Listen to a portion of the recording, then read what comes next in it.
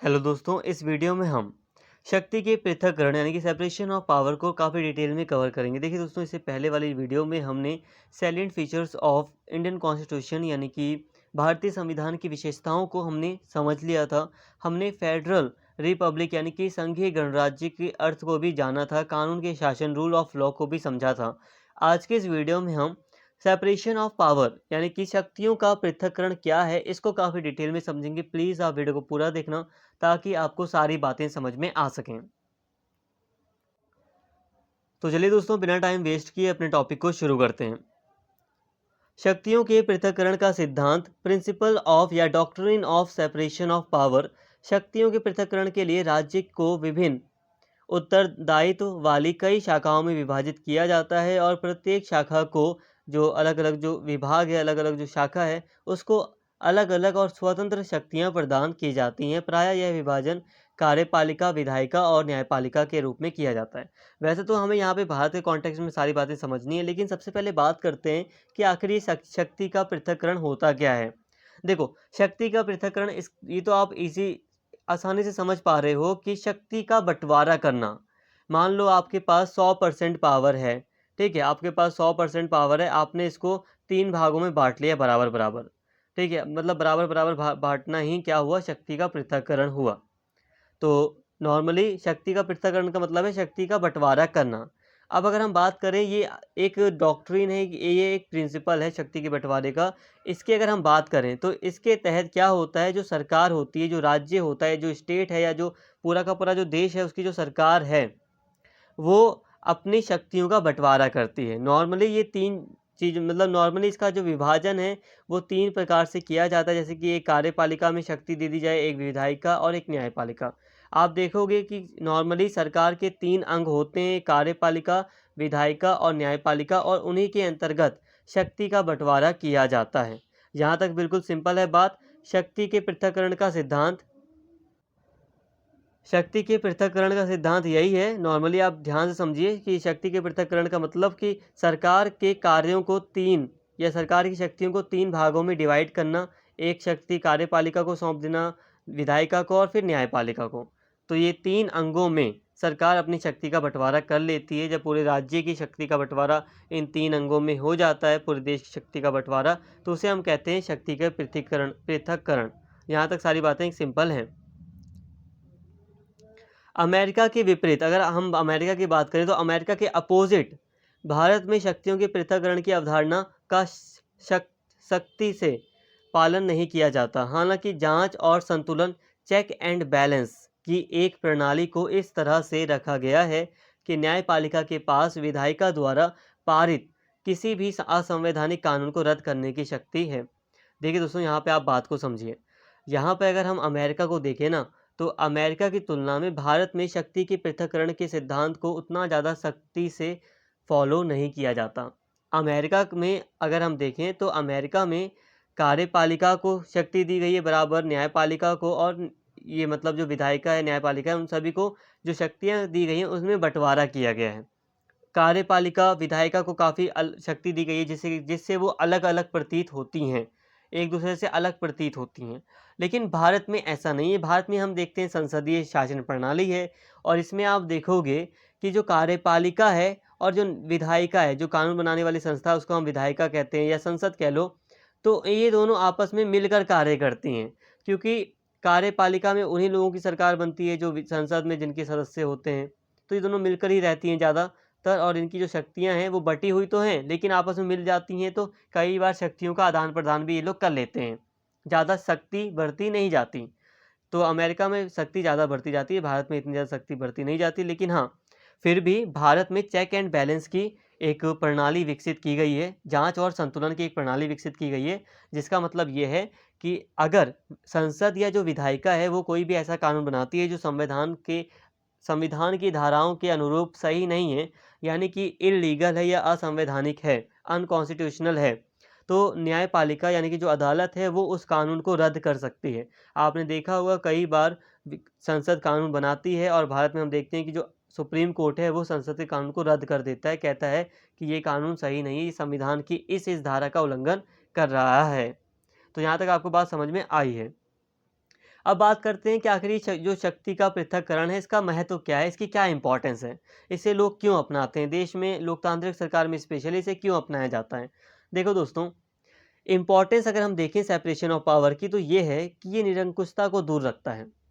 शक्ति का पृथक्करण का एक सबसे बड़ा महत्व यही है कि निरंकुशता को दूर रखने का प्रयास इसका रहता है। आप खुद सोचिए, अगर शक्ति का बंटवारा नहीं होगा, सिर्फ विधायिका को यानी कि संसद हो गई या जो कार्यपालिका है सिर्फ उसी को सारी पावर सौंप दी जाएंगी तो क्या होगा, ये अपना पूरा प्रभुत्व स्थापित कर लेगी, ये अपने आप में ही सर्वोच्च बन जाएंगे और इनको नियंत्रित करने वाला कोई व्यक्ति नहीं होगा, तो ये निरंकुश हो जाएंगे, ये जनता की नहीं सुनेंगे फिर।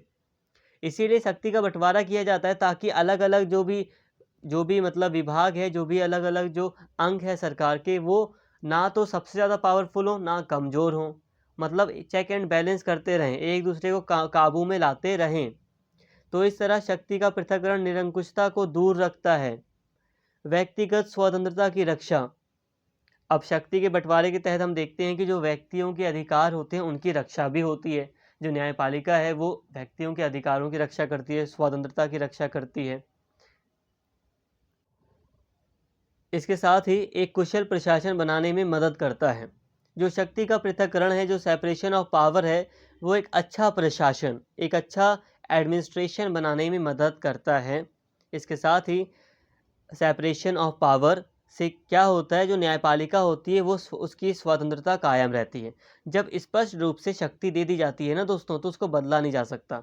स्पष्ट रूप से जब शक्ति मिल जाती है, शक्ति का बंटवारा होता है, तो इसका एक फ़ायदा ये होता है कि जो न्यायपालिका है उसकी स्वतंत्रता कायम रहती है। इसके अलावा जो विधायिका है, विधायिका को मनमाना या असंवैधानिक कानून बनाने से रोकता है। शक्ति का बंटवारा एक बहुत अच्छी चीज़ है जिसके कारण विधायिका मनमाना या असंवैधानिक कानून नहीं बना सकती है। तो ये था शक्ति के पृथक्करण का महत्व, इम्पॉर्टेंस, इसको हमने समझ लिया। अब हम आगे बढ़ रहे हैं। अब भारत में जो मेन टॉपिक आ रहा है अब यहाँ पे, वो आ रहा है भारत में शक्ति के पृथक्करण की संवैधानिक स्थिति। तो अभी तक हमने बात करी है शक्ति के पृथक्करण की, लेकिन अब हम बात करते हैं कि भारत में शक्ति के पृथक्करण की क्या स्थिति है, भारत के संविधान ने किस तरह से शक्ति का पृथक्करण किया है, क्या स्टेटस है भारतीय संविधान में। जैसे कि हमने बात की ना स्टार्टिंग में कि अमेरिका में बहुत सख्ती से पृथक्करण की नीति का पालन किया जाता है, लेकिन भारत में ये थोड़ा लचीला है, ज़्यादा सख्ती नहीं है शक्ति के बंटवारे में, शक्ति मतलब ज़्यादा सख्त नहीं है सिस्टम। तो अब वाकई में अब हम यहाँ देखने जा रहे हैं कि आखिर क्या स्थिति है भारत में शक्ति के पृथक्करण को लेकर। शक्तियों के पृथक्करण का सिद्धांत संविधान की मूल संरचना का एक हिस्सा है, हालांकि इसका विशेष रूप से उल्लेख नहीं किया गया। विधायिका इस सिद्धांत का उल्लंघन करने वाला कानून पारित नहीं कर सकती। संविधान में तीनों अंगों के कार्यों का विशेष रूप से उल्लेख किया गया है। तो भारत में भी हम देखते हैं कि सरकार के 3 अंग स्थापित किए गए हैं संविधान के द्वारा, विधायिका, कार्यपालिका और न्यायपालिका। अब ये जो चीज़ है ना, ये जो शक्ति का पृथक्करण है, ये भारतीय संविधान की मूल संरचना है। मूल संरचना का मतलब समझिए, मूल संरचना में जो संविधान की जो मूल संरचना है उसमें जो संसद है वो संशोधन या बदलाव नहीं कर सकती है। हालांकि स्पष्ट रूप से ऐसा लिखा नहीं है, लेकिन फिर भी अदालत ने फैसला सुनाया है कि जो मूल संरचना है उसमें जो संसद है वो संशोधन नहीं कर सकती है। अब यहाँ पे हम देख लेते हैं कि आखिर क्या स्थिति है। आइए अब हम कुछ अनुच्छेदों पर नज़र डालें जो शक्तियों के पृथक्करण का सुझाव देते हैं या हमें बताते हैं, सुझाव छोड़ो, हमें बता रहे हैं कि भारत में स्थिति कैसी है। अनुच्छेद 50 को अगर हम देखते हैं तो ये लेख या ये जो अनुच्छेद है वो न्यायपालिका को कार्यपालिका से अलग करने के लिए राज्य पर एक दायित्व डालता है, लेकिन क्योंकि यह राज्य के नीति निर्देशक सिद्धांतों के अंतर्गत आता है इसलिए यह लागू करने योग्य नहीं है। सिंपल सी बात है, अभी बस हम संविधान को देख रहे हैं कि संविधान के अंतर्गत क्या व्यवस्था की गई है शक्ति के बंटवारे को लेकर। तो हम देख रहे हैं कि अनुच्छेद 50 में कहा गया है कि सरकार का ये दायित्व बनता है, ये जिम्मेदारी है सरकार की या ये कर्तव्य है कि सरकार न्यायपालिका को कार्यपालिका से अलग रखे। देखिए दोस्तों, यहाँ पर अगर हम बात करें तो अनुच्छेद 50 में साफ तौर पर कहा गया है कि जो सरकार है उसका ये काम है कि वो न्यायपालिका को कार्यपालिका से अलग रखने का पूरा प्रयास करे। ठीक है, ये सरकार के ऊपर दायित्व सौंपा गया है। हालांकि क्योंकि ये अनुच्छेद 50 में 50 के अंतर्गत आता है और अनुच्छेद 50 हम जानते हैं कि एक राज्य का नीति निर्देशक तत्व है। नीति निर्देशक तत्व का मतलब है कि सरकार के ऊपर ये कोई बाउंडेशन नहीं है, सरकार के ऊपर ये मतलब कोई सरकार के ऊपर दबाव नहीं है कि सरकार इस अनुच्छेद को पूरी तरह लागू करे, लेकिन एक कर्तव्य के तौर पर कहा गया है कि सरकार को यही करना चाहिए कि न्यायपालिका को कार्यपालिका से अलग रखना चाहिए। तो अनुच्छेद 50 में ये व्यवस्था की गई है। ठीक है, अनुच्छेद अगर हम 123 को देखें तो राष्ट्रपति देश के कार्यकारी प्रमुख होने के नाते कुछ शर्तों में विधायी शक्तियों अध्यादेश का प्रयोग करने का अधिकार है। मतलब कहने का कि जो राष्ट्रपति है वो कार्यपालिका के अंतर्गत आता है, लेकिन विधायिका के जो कानून बनाने से संबंधित कार्य हैं वो कभी कभी, जैसे कि आपातकाल की स्थिति में जब कोई इमरजेंसी लागू हो जाती तब वो खुद भी कानून बना सकता है, जिसे हम अध्यादेश कहते हैं। देखो कई बार क्या होता है कि इमरजेंसी लागू हो जाती है, संसद भंग हो जाती है, तो संसद में कोई कानून नहीं बन सकता, इसलिए राष्ट्रपति के पास ये अधिकार होता है। कुछ शर्तें भी जुड़ी हैं साथ में, लेकिन राष्ट्रपति के पास ये अधिकार होता है कि वो कुछ कानून या अध्यादेश पारित कर सकता है। मतलब खुद उसने घोषणा कर दी कि आज से ऐसा ऐसा होगा, तो वो कानून मान लिया जाएगा बिना विधायिका के। अनुच्छेद अगर हम 121 और 211 की बात करें तो ये प्रावधान करते हैं कि विधायिका सर्वोच्च न्यायालय या उच्च न्यायालय के न्यायाधीश के आचरण पर चर्चा नहीं कर सकती, वे महाअभियोग की स्थिति में ही ऐसा कर सकते हैं। देखिए दोस्तों, अनुच्छेद 121 और 211 में साफ तौर पर कहा गया है कि जो विधायिका है, विधायिका का मतलब आप समझ जाना, भारत में जो संसद है, जो पार्लियामेंट है, जहाँ पर सांसद बैठते हैं, उसे हम विधायिका कहते हैं। ठीक है, अब ये जो विधायिका है वो सुप्रीम कोर्ट हो गया या हाई कोर्ट हो गया, उसमें जो जज हैं, जो न्यायाधीश हैं, उसके कैरेक्टर के बारे में या किसी भी चीज़ के बारे में वो चर्चा नहीं कर सकते। मतलब यह है कि सर्वोच्च न्यायालय या उच्च न्यायालय के जो न्यायाधीश हैं उनकी पर्सनल लाइफ के बारे में कुछ भी चर्चा सदन में या विधायिका में नहीं की जा सकती। देखो कई बार होता है ना कि ज़मीनी स्तर पर लोग आपस में कहते हैं कि यार जज में कोई कमी थी, जज ने तो लग रहा है डिसीजन गलत दिया, लेकिन यहाँ पर आपके मन में कुछ कितना भी गुस्सा जज के खिलाफ भरा हो, लेकिन आप विधायिका में बात नहीं कर सकते जज के आचरण वगैरह के ऊपर। हाँ, बात आप कर सकते हो विधायिका में, जो सांसद हैं, जो विधायक हैं, वो बात कर सकते हैं, लेकिन कब? जब महाअभियोग चल रहा हो न्यायाधीश के खिलाफ। मतलब जब न्यायाधीश को उनके पद से हटाने की बात की जा रही हो, जब एक प्रस्ताव ला दिया गया हो पूरी तरह कि अब हमें न्यायाधीश को हटाना है, तब बात की जा सकती है न्यायाधीश के ऊपर, लेकिन महाअभियोग अगर नहीं है तो बात नहीं की जा सकती।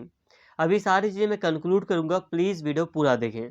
अनुच्छेद 361 जो है वो राष्ट्रपति और राज्यपालों को अदालती कार्यवाही से छूट प्राप्त है, ऐसा बताता है। अब अनुच्छेद 361 है वो राष्ट्रपति और राज्यपाल जो गवर्नर होते हैं एक स्टेट में, उनको जो न्यायालय से संबंधित जो कार्यवाही है उससे छूट देता है। मान लो इन्होंने थोड़ा क्राइम वगैरह कर दिया तो इनको तुरंत जेल नहीं होगी, इनके पास अधिकार हैं कई सारे कि ये जेल नहीं जाएंगे।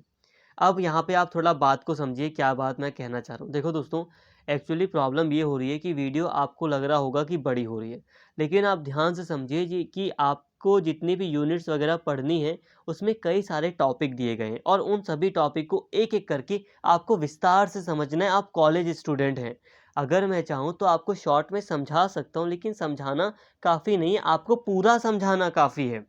पूरा समझना है, अच्छा बेकार सब कुछ समझना है आपको। तो इसीलिए वीडियो थोड़ी बड़ी भी हो जाती है, तो प्लीज़ ये ना सोचें कि मैंने यहाँ पे एक्स्ट्रा चीज़ें डाली हैं। बस यही कहूँगा कि आप वीडियो को देखते रहें। हालाँकि जितने भी स्टूडेंट हैं वो सब के सब काफ़ी अच्छे स्टूडेंट हैं, काफ़ी विश्वास रख के वीडियो मैक्सिमम लोग पूरी ही देखते हैं। लेकिन यही कहूँगा कि आपको एक-एक टॉपिक काफ़ी डिटेल में कवर करना है। और अभी हम क्या टॉपिक पढ़ रहे थे? अभी हम टॉपिक पढ़ रहे थे कि शक्तियों का पृथक्करण क्या है। तो शक्तियों के पृथक्करण को अभी हमने यहाँ तक समझ लिया, इसकी मीनिंग देख ली कि शक्तियों का बँटवारा, अलग-अलग जो विभाग हैं, कार्यपालिका, विधायिका और न्यायपालिका, इनके बीच जो शक्तियों का बँटवारा किया जाता है, उसे हम सेपरेशन ऑफ पावर कहते हैं या शक्तियों का पृथक्करण कहते हैं। अब इसे ही हम भारत के संदर्भ में देख रहे थे कि भारत में क्या स्थिति है, क्योंकि भारत का संविधान है। अब भारत के संविधान ने शक्ति के पृथक्करण के बारे में क्या-क्या चीज़ें भारत में रखी हैं, तो जब हम इसको देख रहे थे तो जब हमने भारत को देखा तो हमने देखा कि भारतीय संविधान में वैसे तो न्यायपालिका, कार्यपालिका और विधायिका को एक दूसरे से अलग किया गया है, लेकिन यहाँ पर कुछ अनुच्छेदों के द्वारा हम अच्छे से समझ रहे हैं। हम ये देखते हैं कि भारतीय संविधान में वैसे कहा गया है कि न्यायपालिका और कार्यपालिका को अलग-अलग रखना चाहिए। दोनों में एकता ना हो, मतलब दोनों एकजुट ना हो, ताकि देश में जो सच्चाई है, जो लोकतंत्र है, वो बना रहे। इसके अलावा अनुच्छेद 123 ऐसा भी अनुच्छेद है जो कह देता है कि जो राष्ट्रपति है वो कानून बना सकता है, लेकिन कानून बनाना का काम किसका है? विधायिका का है। देखो ध्यान से सोचो, विधायिका और राष्ट्रपति आता है कार्यपालिका के अंतर्गत। तो यहाँ पर अनुच्छेद 123 विधायिका और कार्यपालिका को एकजुट भी कर रहा है। तो आप यहाँ पर समझ पा रहे होंगे, ज़मीनी स्तर पर देखा जाए तो भारत में न्यायपालिका पूरी तरह अलग है और कार्यपालिका और विधायिका जो है वो एक दूसरे के सहयोग से कार्य करती हैं। ध्यान समझिए, जो विधायिका होती है और जो कार्यपालिका है वो एक दूसरे के सहयोग से कार्य करती हैं, लेकिन न्यायपालिका पूरी तरह अलग है। तो यहाँ पे हमें अनुच्छेदों को देखने से सारी बातें क्लियर होती हैं और राष्ट्रपति, राज्यपालों को कुछ विशेष अधिकार भी प्राप्त हैं। अब यहाँ पर एक चीज़ समझिए, यहाँ पर आप चेक एंड बैलेंस क्या है, इम्पॉर्टेंट है ये। इसे एक बार मैं रीड कर लूँ, उसके बाद समझाऊंगा आपको। जांच और संतुलन, चेक एंड बैलेंस। जांच और संतुलन की एक प्रणाली जिसमें विभिन्न अंग कुछ प्रावधान द्वारा एक दूसरे पर जांच लगाते हैं। ये क्या है, इसे समझो। न्यायपालिका के पास कार्यपालिका और विधायिका के कार्यों पर न्यायिक समीक्षा की शक्ति है। न्यायपालिका के पास विधायिका द्वारा पारित किसी भी कानून को रद्द करने की शक्ति है यदि यह अनुच्छेद 13 के अनुसार असंवैधानिक या मनमाना है तो। देखो दोस्तों, देखो यहाँ पर हम समझ रहे हैं कि जांच और संतुलन के माध्यम से जो अलग-अलग जो अंग हैं सरकार के 3 ही अंग तो हैं, कार्यपालिका, न्यायपालिका और विधायिका। ये जो अंग हैं वो एक दूसरे के ऊपर चेक और बैलेंस की एक प्रणाली है, उसके द्वारा नज़र रखते हैं कि कहीं कोई उल्लंघन तो नहीं कर रहा। और मैं ज़मीनी स्तर पर बताऊं, ग्राउंड लेवल की अगर मैं बात करूं तो कार्यपालिका और विधायिका तो मिली जुली है। कार्यपालिका तो विधायिका तो नॉर्मली एक साथ ही रहती है। बस हाँ, जो विपक्ष है विधायिका में, जो संसद में जो विपक्ष का जो लोग हैं वो नज़र रखते हैं कार्यपालिका के ऊपर। लेकिन न्यायपालिका पूरी तरह, कार्यपालिका हो गई, विधायिका हो गई, इन पर पूरी तरह नज़र रखती है। देखिए, न्यायपालिका को न्यायिक समीक्षा का अधिकार है। न्यायिक समीक्षा का मतलब वो है कि अगर कार्यपालिका ने कानून के दायरे से हटकर कुछ कार्य कर दिया या विधायिका ने कुछ कानून से हटकर, संविधान से हटकर कोई नया कानून बना दिया जो कि संविधान का उल्लंघन कर रहा है, तो यहाँ पर डायरेक्टली भले कोई अपील करे या ना करे सुप्रीम कोर्ट में, लेकिन सुप्रीम कोर्ट डायरेक्टली उस मामले को खुद ही देख सकती है। यहाँ बात को समझिए, हमेशा क्या होता है कि अदालत किसी फैसले को तब देखती है जब उसके पास कोई व्यक्ति जाता है और एक पेटिशन, एक याचिका दायर करता है। लेकिन यहाँ पर न्यायपालिका को अधिकार है भारत में कि वो अपने आप ही, जब उसको लगता है कि कुछ उल्लंघन हुआ है तो अपने आप ही न्यायिक समीक्षा कर सकती है। वो देख सकती है, भाई सरकार ने क्या बनाया, जरा दिखाओ मुझे, देखता हूँ जरा क्या बनाया सरकार ने, क्या सही है ये। एक बार वो चेक कर लेती है अपने आप, चाहे उसे कोई कहे ना कहे, तो उसके पास ये अधिकार है, वो कर सकती है ऐसा। न्यायपालिका चेक कर सकती है। अब अनुच्छेद 13 न्यायपालिका को अधिकार दे देता है कि अगर कोई कानून असंवैधानिक है, यानी कि संविधान का उल्लंघन कर रहा है, तो न्यायपालिका के पास अधिकार है कि न्यायपालिका अनुच्छेद 13 का हवाला देते हुए संसद को कह सकती है कि आपका ये कानून रद्द किया जा रहा है, ये कानून सही नहीं है, असंवैधानिक है। तो अनुच्छेद 13 के अंतर्गत न्यायपालिका किसी भी कानून को रद्द कर सकती है अगर वो असंवैधानिक है, यानी कि संविधान का उल्लंघन करता है। तो यह असंवैधानिक कार्यकारी कार्यों को भी शून्य घोषित कर सकता है। अगर कोई कार्यपालिका ने कोई असंवैधानिक कार्य कर दिया है, जो सरकार है कार्यपालिका, उसने अगर कोई ऐसा कार्य कर दिया जो सही नहीं है, संविधान का उल्लंघन कर रहा है, तो उसको भी ये मना कर सकती है, ये भी न्यायपालिका घोषणा कर सकती है कि इसका अर्थ शून्य है, यहाँ पर जो नीति लागू की है सरकार ने वो गलत है, कुछ भी कर सकती है अगर वो असंवैधानिक रहा तो। जो विधायिका है, जो संसद है, कार्यपालिका के कामकाज की समीक्षा भी करती है। अब देखो, जो संसद है वो भी तो कार्यपालिका पर नज़र रखती है। आपने देखा होगा, जो एमएलए, जो एमपी हैं, वो जवाब मांगते हैं सरकार से। जो मंत्री हैं, देखो कार्यपालिका में मुख्य रूप से मंत्री आते हैं, ठीक है, प्रधानमंत्री, गृह मंत्री, और अलग अलग जो मिनिस्टर्स हैं, फाइनेंस मिनिस्टर वगैरह जो भी है, यहाँ पे मंत्री मिनिस्टर्स वगैरह आते हैं कार्यपालिका में, सरकार जो चला रहे हैं। लेकिन विधायिका में सभी सांसद आ जाते हैं। तो ये सभी जो सांसद हैं, जो व्यक्ति हैं विधायिका के अंदर, स्पेशली जो विपक्ष है, वो जवाब मांगता है भाई सरकार से कि आपने यहाँ यहाँ ये चीज़ें की हैं, बताओ ज़रा इस पर खुल के कि आपने ये कैसे किया, कितना खर्च किया, आपने रिपोर्ट नहीं दी अभी तक। तो यहाँ पर ये भी समीक्षा, ये भी निगरानी, रिव्यू करता है। यद्यपि न्यायपालिका स्वतंत्र है, न्यायाधीशों की नियुक्ति कार्यपालिका के द्वारा की जाती है। लेकिन हाँ, ये बात भी है कि न्यायपालिका स्वतंत्र है भारत की, लेकिन फिर भी न्यायाधीशों की जो नियुक्ति है वो कार्यपालिका के द्वारा, राष्ट्रपति के द्वारा नियुक्ति की जाती है। लेकिन इसे आप ज़मीनी स्तर पर समझो, यहाँ पर लिख तो दिया गया है और आपको लिखा हुआ हर जगह मिलेगा कि न्यायपालिका की जो नियुक्ति है न्यायाधीशों की, जज की, वो कार्यपालिका यानी कि सरकार के द्वारा, राष्ट्रपति के द्वारा की जाती है। लेकिन आप खुद देखो, आज के टाइम पर इस पर डिबेट भी हो रही है बहुत। एक्चुअल में क्या होता है कि राष्ट्रपति को उस न्यायाधीश को नियुक्त करना ही पड़ता है जिसको सुप्रीम कोर्ट के न्यायाधीश नियुक्त करवाना चाहते हैं। मतलब ये कि कार्यपालिका अपनी कार्यपालिका की पूरी मर्जी नहीं होती न्यायाधीशों को नियुक्त करने में। यहाँ पर भी जो न्यायपालिका है वो अपनी स्वतंत्रता का परिचय देती है। आपने कॉलेजियम व्यवस्था का नाम सुना होगा, कॉलेजियम व्यवस्था, जिसमें न्यायपालिका सशक्त है। ये न्यायाधीश का नाम सौंपती है कार्यपालिका को कि भाई हम इस न्यायाधीश, हमारे बीच में ये सहमति बनी है कि हम इस फलाना या इस कोई व्यक्ति है न्यायाधीश को नियुक्त करवाना चाहते हैं। तो कार्यपालिका उसी व्यक्ति को, यानी कि राष्ट्रपति फिर उसी व्यक्ति को नियुक्त करता है। संवैधानिक सीमा का पालन करते हुए विधायिका निर्णय के आधार पर को भी बदल सकती है। नियंत्रण और संतुलन सुनिश्चित करते, देखो यहाँ पे एक चीज़ है कि अगर संसद चाहे, अगर संसद को लगता है कि मैं कानून के दायरे में रहकर ही काम कर रही हूँ या कर रहा हूँ, जो विधायिका है, अगर संसद को लगता है कि हम संविधान का उल्लंघन नहीं कर रहे हैं, तो वो कोई सा भी कानून बना सकती है। बिना संविधान का उल्लंघन करे वो संविधान के किसी भी पार्ट में परिवर्तन कर सकती है, भले मतलब वो कुछ भी हो। अगर वो संविधान का उल्लंघन नहीं कर रहा उसका कानून, तो वो कोई सा भी कानून बना सकती है। नियंत्रण और संतुलन सुनिश्चित करते हैं कि कोई भी अंग अत्यधिक शक्तिशाली ना हो। संविधान गारंटी देता है कि किसी एक अंग को दी गई विवेक अधीन शक्ति लोकतांत्रिक सिद्धांत के भीतर है। देखिए दोस्तों, ये जो अलग अलग जो अंग हैं भारतीय सरकार के, वो एक दूसरे के ऊपर नियंत्रण रखते हैं। जो न्यायपालिका हो गई, कार्यपालिका हो गई, विधायिका हो गई, ये एक दूसरे के ऊपर नियंत्रण रखते हैं, नज़र रखते हैं। तो यहाँ आपको समझ में आया होगा कि भारतीय संविधान में ये सारे प्रावधान किए गए हैं, जिसके तहत भारतीय संविधान में आपको शक्ति के पृथक्करण की स्थिति समझ में आ गई। आप समझ सकते हैं कि भारत के संविधान में शक्ति का पृथक्करण किस तरह से हुआ है। काफ़ी बेटर तरीके से हुआ है और सभी अंग काफ़ी स्वतंत्र हैं और अपने दायरे में रहकर ही काम करते हैं। अगर वो दायरे से बाहर जाते हैं तो दूसरा अंग उस पर कंट्रोल लगा देता है, उस पर नियंत्रण रख लेता है। तो यहाँ तक आपको शक्ति के पृथक्करण को पूरी तरह हमने समझ लिया। अगर आपको नहीं समझ में आया तब भी घबराइए मत, अभी वीडियो पूरा देखिए। होता है पहली बार थोड़ा थोड़ा कम समझ में आता है, लेकिन आएगा समझ में। अब अभी आगे अब हम बढ़ रहे हैं। अब हम बात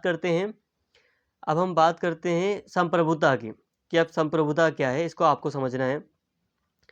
देखिए दोस्तों, अब हम यहाँ पे बात कर रहे हैं सॉवरेंटी की, संप्रभुता की। ये क्या है इसे आप समझिए। संप्रभु शब्द का आशय है कि भारत ना तो किसी अन्य देश पर निर्भर है और ना ही किसी अन्य देश का डोमिनियन है। इसके ऊपर और कोई शक्ति नहीं है और यह अपने मामलों आंतरिक और बाहरी का निस्तारण करने के लिए स्वतंत्र है। सिंपल सी बात है, संप्रभुता का अर्थ होता है स्वतंत्रता। जैसे अगर कोई देश स्वतंत्र है पूरी तरह, चाहे वो बाहरी कोई भी डिसीज़न ले, चाहे वो आंतरिक कोई भी डिसीज़न ले, अगर वो खुद ले रहा है डिसीज़न, निर्णय खुद कर रहा है, तो वो स्वतंत्र है, वो संप्रभु है। सिंपल सी बात है। अगर हम भारत के कॉन्टेक्स्ट में संप्रभुता को समझ रहे हैं तो भारत एक संप्रभु एक देश है। आपने प्रस्तावना को भी पढ़ा होगा, तो प्रस्तावना में भी संप्रभु शब्द का प्रयोग किया गया है भारत के लिए। इसका मतलब है कि भारत किसी का गुलाम नहीं है, भारत किसी देश के ऊपर डिपेंड नहीं है, भारत किसी का डोमिनियन नहीं है, मतलब किसी का उपनिवेश नहीं है। भारत खुद अपने बाहरी और आंतरिक दोनों तरह के निर्णय ले सकता है और वो पूरी तरह स्वतंत्र है निर्णय लेने में। बाहरी निर्णय का मतलब होता है कि मान लो आपको युद्ध करना है, मान लो कल की डेट में अगर चाइना के साथ या पाकिस्तान के साथ में अगर कोई युद्ध हो जाता है, तो क्या हम अमेरिका के पास जाएंगे, हम इंग्लैंड के पास जाएंगे परमिशन लेने? नहीं। हम, क्योंकि भारत स्वतंत्र है तो वो खुद डिसीजन ले सकता है कि उसे युद्ध करना है, शांति रखनी है, कैसे जवाब देना है, क्या चीज़ कैसे करनी है, वो स्वतंत्र है। अब आंतरिक रूप से अगर कोई समस्या पैदा हो जाती है, आंतरिक रूप से अगर हम आतंकवाद को देख रहे हैं, आतंकवाद बढ़ रहा है, तो उसके ऊपर कैसे लगाम लगानी है, या कोई भी नीति है, हमें सड़कें बनवानी है, हमें विकास करना है, देश का इंफ्रास्ट्रक्चर तैयार करना है, तो कोई भी डिसीज़न है तो ये डिसीज़न लेने में हमारा देश पूरी तरह स्वतंत्र है। यही है संप्रभुता का अर्थ। अब यहाँ पे कुछ बातें समझ लो यहाँ पर अलग से। संप्रभुता तो आपको समझ में आ गया। यह अब एक चीज़ यहाँ पर है, देखिए इंपॉर्टेंट, पहले ये समझ लो। एक संप्रभु राज्य होने के नाते भारत किसी विदेशी सीमा अधिग्रहण अथवा किसी अन्य देश के पक्ष में अपनी सीमा के किसी हिस्से पर दावे को छोड़ सकता है। देखो, क्योंकि भारत पूरी तरह स्वतंत्र है तो भारत अपनी ज़मीन के साथ कुछ भी कर सकता है। भारत अगर चाहे तो वो किसी विदेशी सीमा को अपने कैप्चर में भी ले सकता है, अपने अंडर में भी ले सकता है, अधिकार कर सकता है भारत, क्योंकि स्वतंत्र है, संप्रभु है भारत। और हाँ, अपनी मर्जी से वो किसी सीमा पर अपने दावे को छोड़ भी सकता है, या कि अपने क्षेत्र को किसी को दे भी सकता है। देखो, इसके लिए काफ़ी रूल्स रेगुलेशन है, लेकिन आपने देखा होगा बांग्लादेश के साथ अभी कुछ वर्षों पहले ही एक समझौता हुआ था, जिसमें भारत ने कई सारी बस्तियां या कई सारे जो गांव थे वो बांग्लादेश को सौंप दिए, और बांग्लादेश से कुछ गांव भारत ने ले लिए, जिसमें हिंदू आबादी थी, शायद वो वाले मैक्सिमम गांव थे। और यहाँ पर जो सही से विभाजन की समस्या रही थी बहुत पुरानी, तो इसको हल करते हुए ये डिसीजन लिया गया था। तो इसमें क्या हुआ, क्षेत्रों का आदान प्रदान हुआ, जमीन का आदान प्रदान हुआ था। तो ये चीज़ आपको दर्शाती है कि भारत एक संप्रभु राष्ट्र है। अब यहाँ पे बात करें, क्योंकि भारत एक संप्रभु है, लेकिन फिर भी यहाँ पर देखिए, वर्ष 1949 में भारत ने राष्ट्रमंडल की सदस्यता को स्वीकार करते हुए ब्रिटेन को इसका प्रमुख माना। तथापि संविधान से अलग यह घोषणा किसी भी तरह से भारतीय संप्रभुता को प्रभावित नहीं करती। इसी प्रकार भारत की संयुक्त राष्ट्र में सदस्यता उसकी संप्रभुता को किसी मायने में सीमित नहीं करती। देखिए, आज़ादी के बाद क्या हुआ, भारत ने राष्ट्रमंडल की सदस्यता ग्रहण कर ली। राष्ट्रमंडल है क्या? अब ब्रिटेन ने कई सारे देशों को गुलाम बनाया था। अब ब्रिटेन ने जब उनको आज़ाद करना शुरू किया, या वो देश जब ब्रिटेन से आज़ाद होना शुरू हुए, तो ब्रिटेन ने सोचा कि अगर ये दो देश आज़ाद हो जाएंगे, अलग अलग हो जाएंगे, तो कल को ये ब्रिटेन के ही खिलाफ हो सकते हैं। तो ब्रिटेन ने कहा कि देखो, आप लोग राष्ट्रमंडल की सदस्यता ले लो, और हो सकता है हम लोग कुछ फंड भी देंगे आप लोगों को, तो आप लोगों का विकास होगा। हम बस, ब्रिटेन वासियों ने एक डिमांड रख दी कि हम वैसे तो आप पर ज़बरदस्ती नहीं कर रहे, बट लेकिन हम आपके देश को आज़ाद करते हैं, लेकिन यही है कि आप राष्ट्रमंडल में शामिल हो जाएं, और राष्ट्रमंडल में जो उपनिवेश रहे थे ब्रिटेन के वो सभी इसमें शामिल हैं, तो आप भी हो जाओ। तो भारत भी इसमें शामिल हो गया। राष्ट्रमंडल बस एक ग्रुप था जिसमें ब्रिटेन के गुलाम किए हुए देश शामिल थे। हालांकि फिर बाद में भारत ने इसकी सदस्यता को बहुत समय बाद 2005 वास के आसपास लगभग, मुझे एग्जैक्ट याद नहीं है, इसकी सदस्यता को फिर त्याग भी दिया, इससे अलग हो गया भारत। लेकिन यहाँ पे राष्ट्रमंडल में शामिल होना गुलामी का अर्थ नहीं था, ये बस एक ग्रुप था जिसमें भारत शामिल हो गया था। इसके अलावा एक ग्रुप है संयुक्त राष्ट्र, एक संगठन है संयुक्त राष्ट्र। अब संयुक्त राष्ट्र में कोई भी कुछ होता है तो सभी देश मिलकर पूरे विश्व से लड़ने का प्रयास करते हैं, मतलब पूरे विश्व में एक होकर किसी एक देश या कुछ भी घटना है उससे निपटने का प्रयास संयुक्त राष्ट्र के अंतर्गत करते हैं। ये एक बड़ा संगठन है, लेकिन भारत इसमें शामिल हुआ है, भारत के ऊपर है, भारत इससे अलग भी हो सकता है, भारत पर कोई दबाव नहीं है। ठीक है, भारत संप्रभु राष्ट्र है। तो यहाँ तक हमने संप्रभुता के अर्थ को काफ़ी डिटेल में कवर किया। अब हम बात करते हैं समाजवाद की। समाजवाद को आप पूंजीवाद के विपरीत अर्थ में समझें तो ज़्यादा अच्छा होगा। पूंजीवाद कहता है कि आपको मार्केट को बढ़ावा देना है, कंपटीशन को बढ़ावा देना है, और समाजवाद इसका उल्टा है। समाजवाद कहता है कि आपको ज़्यादा से ज़्यादा चीज़ें जो है सरकारी सेक्टर में रखनी है। पूंजीवाद कहता है आप ज़्यादा से ज़्यादा प्राइवेटाइजेशन करो, मतलब सरकार कम से कम हस्तक्षेप करे, सरकार कम से कम दखल दे, ये कहता है पूंजीवाद। लेकिन समाजवाद कहता है कि सरकार को ही ज़्यादातर चीज़ें अपने हाथ में रखनी चाहिए। पूंजीवाद कहता है कि आप प्राइवेट हॉस्पिटल खोलो, प्राइवेट स्कूल खोलो। समाजवाद कहता है कि नहीं, आप गवर्नमेंट स्कूल खोलो जिसमें आप फ्री में शिक्षा दो, सारी चीज़ें सरकार अपने हाथ में रखे। तो आपको थोड़ा सा मतलब समझ में आया होगा, लेकिन थोड़ा सा नहीं, हम यहाँ पे पूरा समझेंगे। तो भारत के कॉन्टेक्स्ट में बात करें तो भारत एक समाजवादी देश है। समाजवादी देश नहीं है, लेकिन भारतीय प्रस्तावना में इस शब्द को शामिल किया गया है। वर्ष 1976 के 42वें संवैधानिक संशोधन से पहले भी भारत के संविधान में नीति निर्देशक सिद्धांतों के रूप में समाजवादी लक्षण मौजूद थे। दूसरे शब्दों में जो बात पहले संविधान में अंतर्निहित थी उसे स्पष्ट कर दिया गया।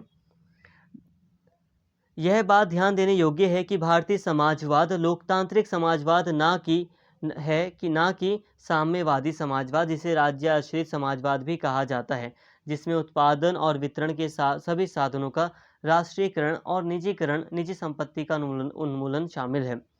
लोकतांत्रिक समाजवाद मिश्रित अर्थव्यवस्था में आस्था रखता है, विश्वास रखता है, जहां सार्वजनिक व निजी क्षेत्र साथ साथ मौजूद रहते हैं। अब यहाँ पर आप इसको समझिए।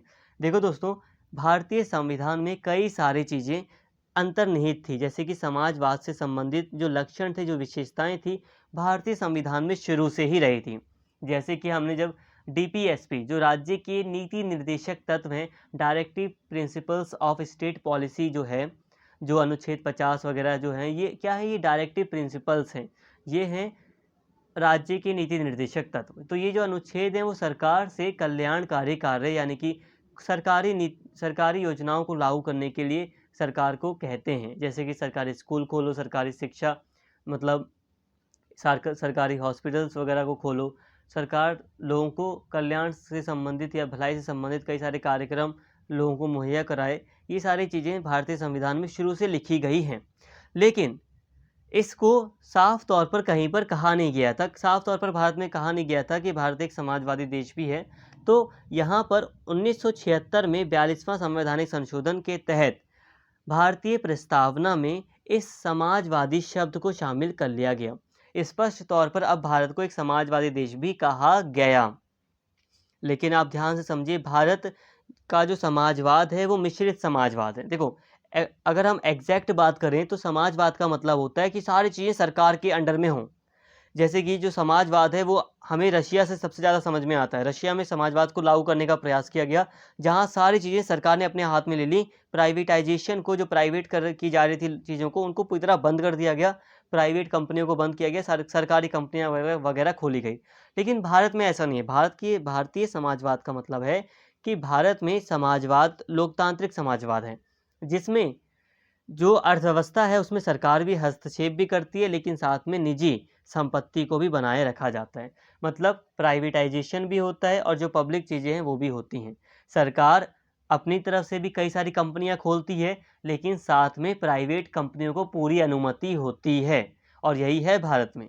तो आप देख पा रहे हैं कि ये सारी चीज़ें हैं भारत में। लेकिन आप यहाँ पर ध्यान दीजिए, आपको याद होगा जो 1991 में भारत ने जो नई आर्थिक नीति अपनाई है, उसके तहत भारत में पूंजीवाद बढ़ता जा रहा है।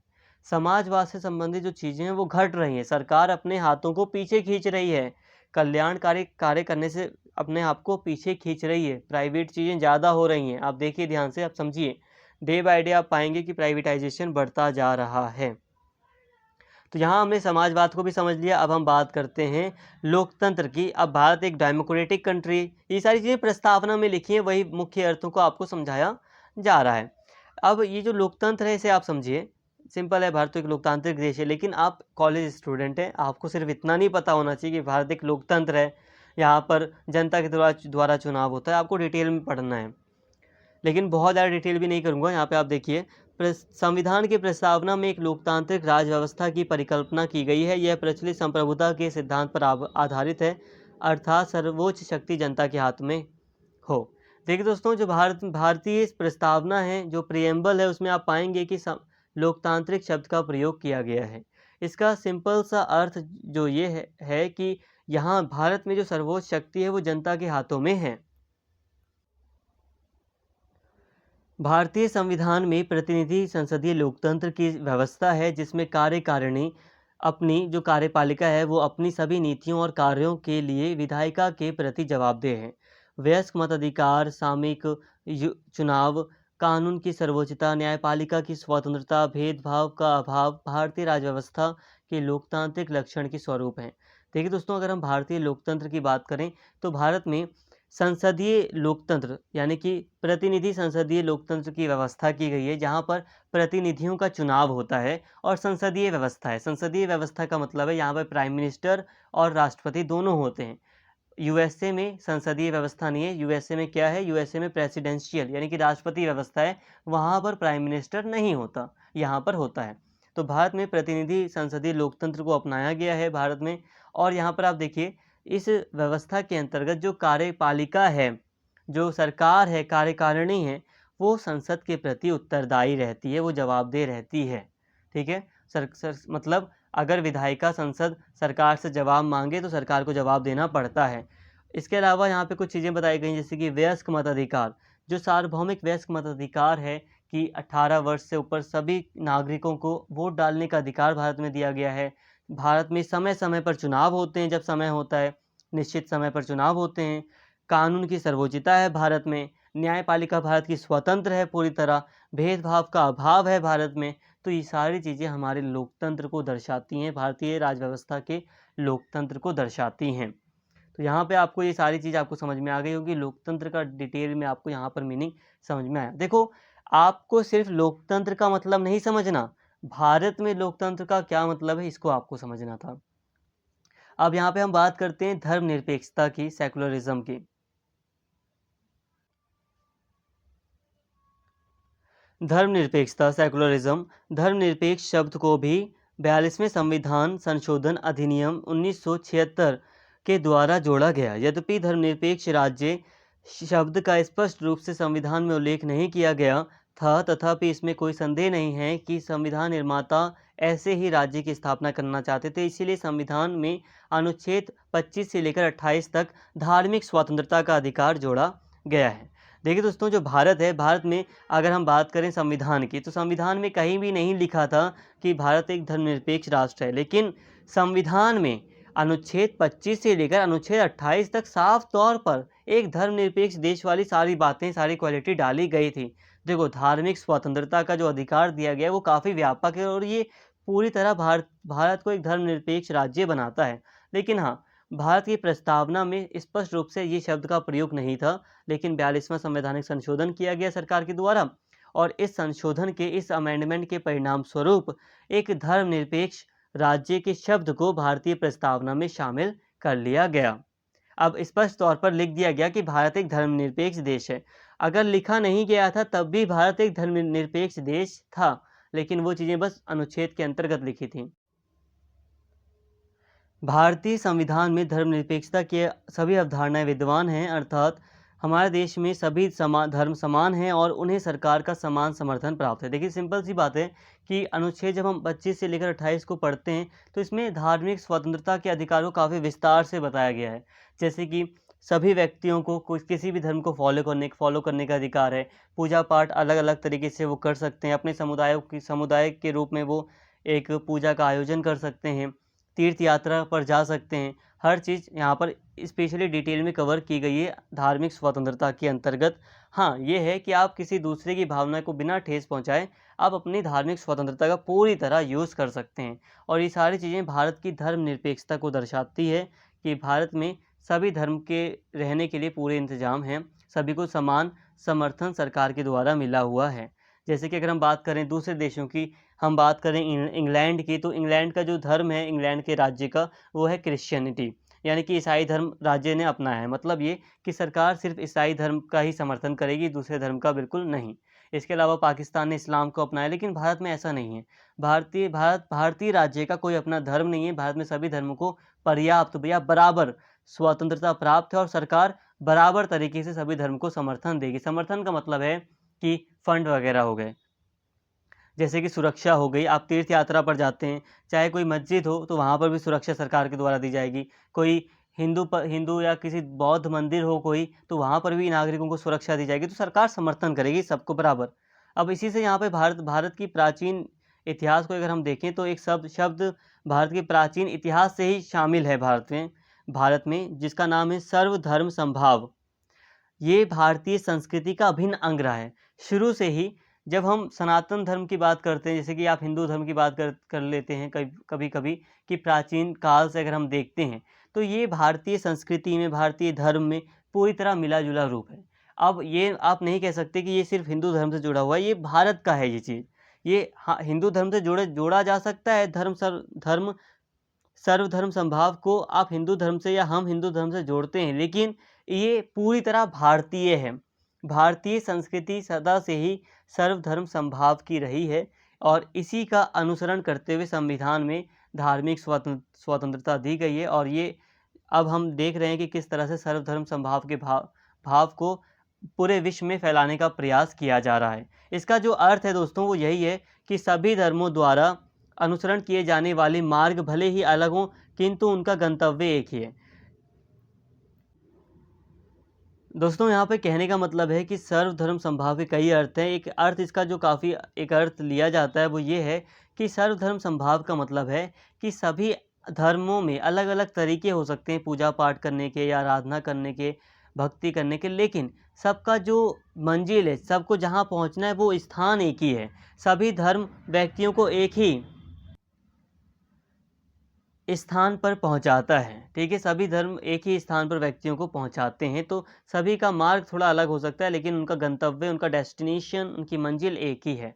इसके अलावा कई बार सर्वधर्म समभाव को हम सभी धर्म समान हैं इसके अर्थ में भी समझते हैं। और इसके अलावा साथ ही में ही सर्वधर्म समभाव का एक अर्थ ये भी है कि सभी धर्मों में विश्वास संभव है, मतलब सभी धर्म ठीक हैं, कोई बेकार नहीं है।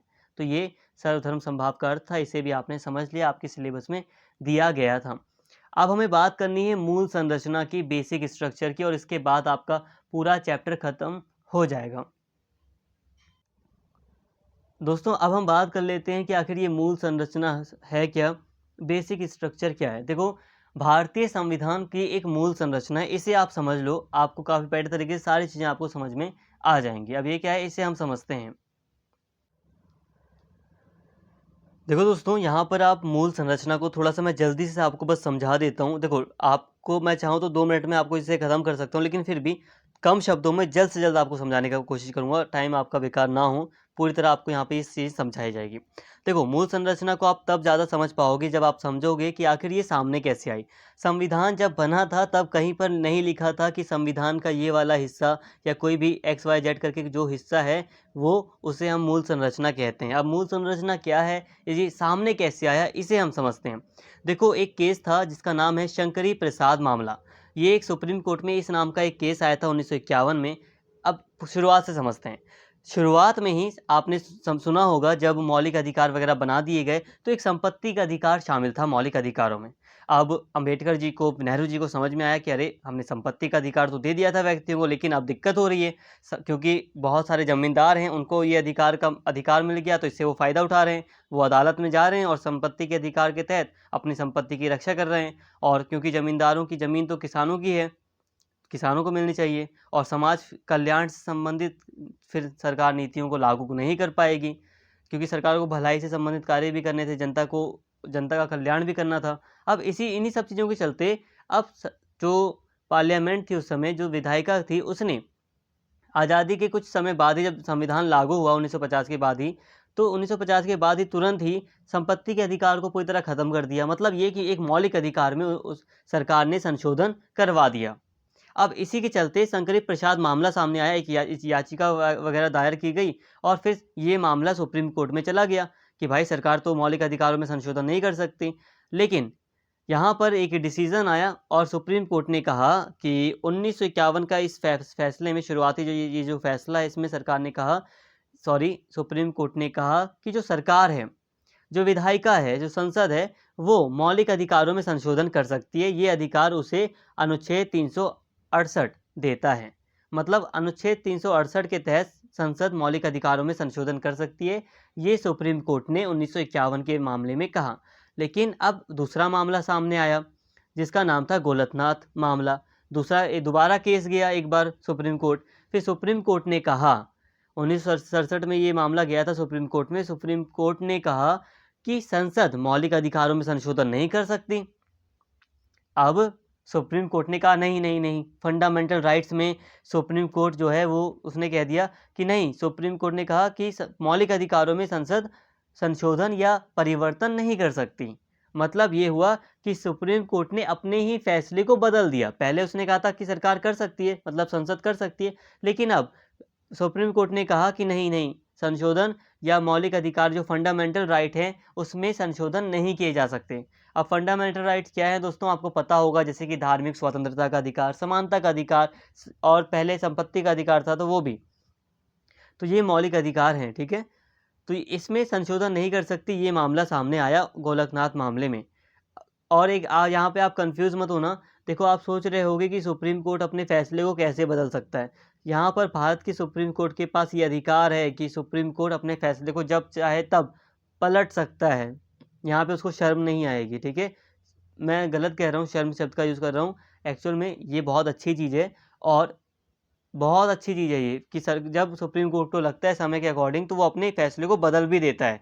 अब उसे समझ में आने लगा कि अब अगर संसद ने मौलिक अधिकारों में संशोधन किया तो भाई अब दिक्कत हो जाएगी, नागरिकों के अधिकारों का हनन हो जाएगा। इसलिए उसने तुरंत ही अपने फैसले को बदल लिया। तो इसे आप गलत नज़रिए से ना देखें। अब लेकिन सरकार भी बहुत जिद्दी थी, संसद भी बहुत जिद्दी थी। संसद ने 24वां संवैधानिक संशोधन पारित कर दिया और इसमें लिख दिया कि जो संसद है उसको अधिकार प्राप्त है कि वो मौलिक अधिकारों में संशोधन कर सकती है। यहाँ पे आप बात को समझो कि अब संसद ने खुद ही एक संशोधन किया, एक परिवर्तन कर दिया संविधान में, और उसमें लिख दिया कि संसद को ये अधिकार प्राप्त है कि संसद संशोधन कर सकती है। अब क्या हुआ, अभी सुप्रीम कोर्ट ने फिर कुछ नहीं कहा। लेकिन अब आया 1973 का केशवानंद भारती मामला। अब केशवानंद भारती मामला आया सामने।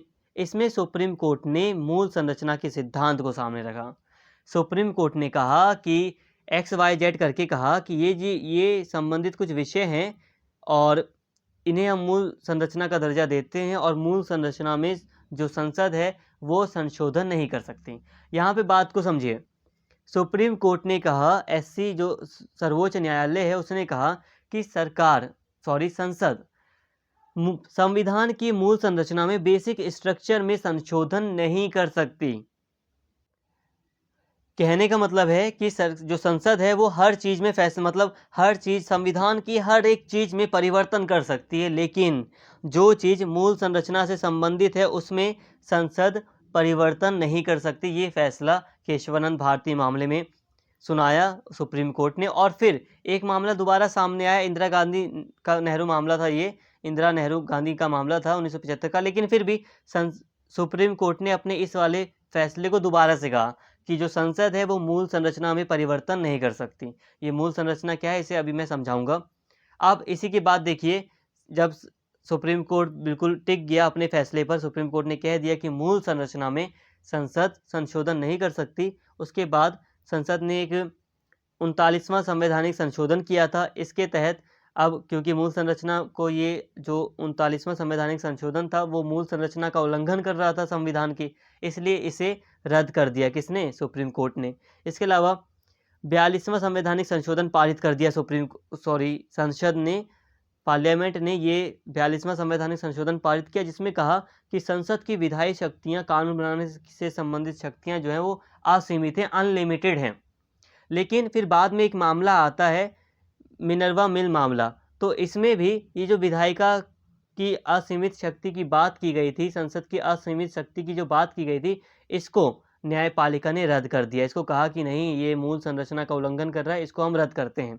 पूरे 42वें संवैधानिक संशोधन को नहीं, इसका एक प्रावधान था तो उसको रद्द कर दिया गया, उसको निरस्त कर दिया। और यहाँ पे कहा कि जो सुप्रीम कोर्ट है उसके पास ये अधिकार है कि वो न्यायिक समीक्षा कर सकता है, वो देख सकता है कि कहीं संसद कुछ गलत कानून तो नहीं बना रही, उल्लंघन तो नहीं कर रही।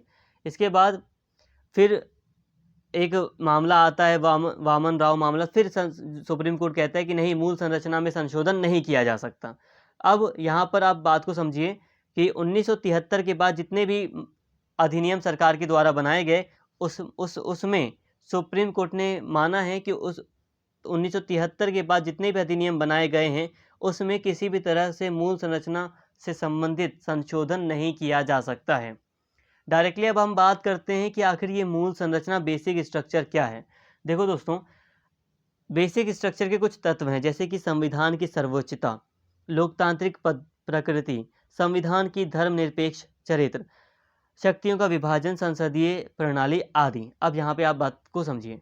अब संसद चाहे कोई सा भी कानून बनाए, लेकिन अगर संसद का कानून संविधान की सर्वोच्चता को कम करता है तो वो कानून सुप्रीम कोर्ट निरस्त कर देगा। सुप्रीम कोर्ट कह देगा कि ये वाला जो कानून है आपका, वो हमारे संविधान की सर्वोच्चता को, क्योंकि हमारा संविधान सबसे ऊंचा है, उसको कम कर रहा है, इसलिए हम इस कानून को रद्द कर रहे हैं। इसके अलावा मान लीजिए कि पार्लियामेंट ने, संसद ने एक ऐसा कानून बना दिया जिसमें लोकतांत्रिक प्रकृति को ठेस पहुंच रही है।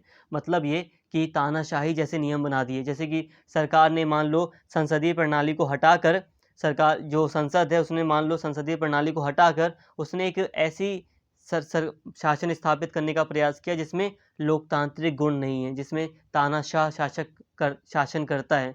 तो अगर संसद कोई ऐसा कानून बनाती है जिससे डेमोक्रेसी को नुकसान होता है देश की, तो उसको भी सुप्रीम कोर्ट रद्द कर सकता है, निरस्त कर सकता है। इसके अलावा मान लीजिए कि संसद ने कोई ऐसा कानून, मान लीजिए कि संसद ने कह दिया कि जो हिंदू धर्म है वो पूरे भारत का एक राष्ट्र धर्म है या पूरे देश का धर्म है। इसका मतलब क्या हुआ कि ये चीज़ हमारे धर्म निरपेक्ष चरित्र को नुकसान पहुंचा रही है। या मान लीजिए कि किसी धर्म को दबाने के लिए संविधान, मतलब किसी धर्म को दबाने के लिए, ख़त्म करने के लिए संसद ने कोई नियम बना दिए, तब भी ये जो हमारा धर्मनिरपेक्ष चरित्र है हमारे संविधान का, इसको ठेस पहुंचेगी। तो जहाँ कहीं भी ऐसे नियम बनेंगे जिससे हमारे धर्मनिरपेक्षता के चरित्र को, धार्मिक स्वतंत्रता का हनन अगर होता है, तो उसको सुप्रीम कोर्ट रद्द कर देता है। ऐसे कानून को सुप्रीम कोर्ट निरस्त कर देता है, ख़त्म कर देता है, कहता है ये लीगल नहीं है, ये इल्लीगल है, ये वैलिड कानून नहीं है। इसके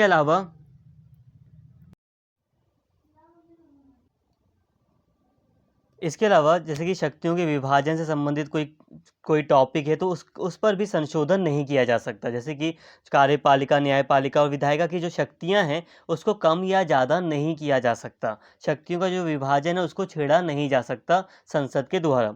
अब संसदीय प्रणाली, भारत में जो ये संसदीय प्रणाली है इसको भी संसद नहीं बदल सकती। जैसे कि भारत में प्रणाली है कि जो कार्यपालिका है वो संसद के प्रति जवाबदेह होती है। ये ब्रिटेन जैसी प्रणाली भारत में अपनाई गई है, यूएसए में अलग प्रणाली है। तो भारत में ये जो प्रणाली है इसको संसद नहीं बदल सकती। इसके अलावा बहुत सारे विषय हैं जो मूल संरचना के अंतर्गत आते हैं और समय समय पर सुप्रीम कोर्ट ये व्याख्या करता है कि ये चीज़ मूल संरचना है या नहीं है। तो सुप्रीम कोर्ट ने कई सारे विषय हैं जिनको मूल संरचना में रखा है और उस पर भारतीय संसद संशोधन या परिवर्तन नहीं कर सकती। ठीक है, तो ये जो विषय हैं प्रमुख रूप से इनसे संबंधित संशोधन भारतीय संविधान में संसद के द्वारा नहीं किए जा सकते। तो फ्रेंड्स, यहाँ तक हमने आपके पूरे चैप्टर को ख़त्म कर लिया। यहाँ तक हमने सारी बातों को कवर किया, सभी टॉपिक को हमने यहाँ तक काफ़ी डिटेल में समझ लिया है। उम्मीद करता हूँ सारी बातें आपको क्लियर हो गई होंगी। बस यही कहूँगा कि अगर कोई टॉपिक आपको नहीं समझ में आया तो वीडियो को एक बार और देख लेना ताकि आपको सारी चीज़ें अच्छे से समझ में आ जाएँ। उम्मीद करता हूँ मेरी बात आप समझ पा रहे हैं। अगर आपको वीडियो अच्छी लगी हो तो प्लीज़ चैनल को सब्सक्राइब कर लें और इस वीडियो को ज़्यादा से ज़्यादा शेयर करें और लाइक करें। Thank you.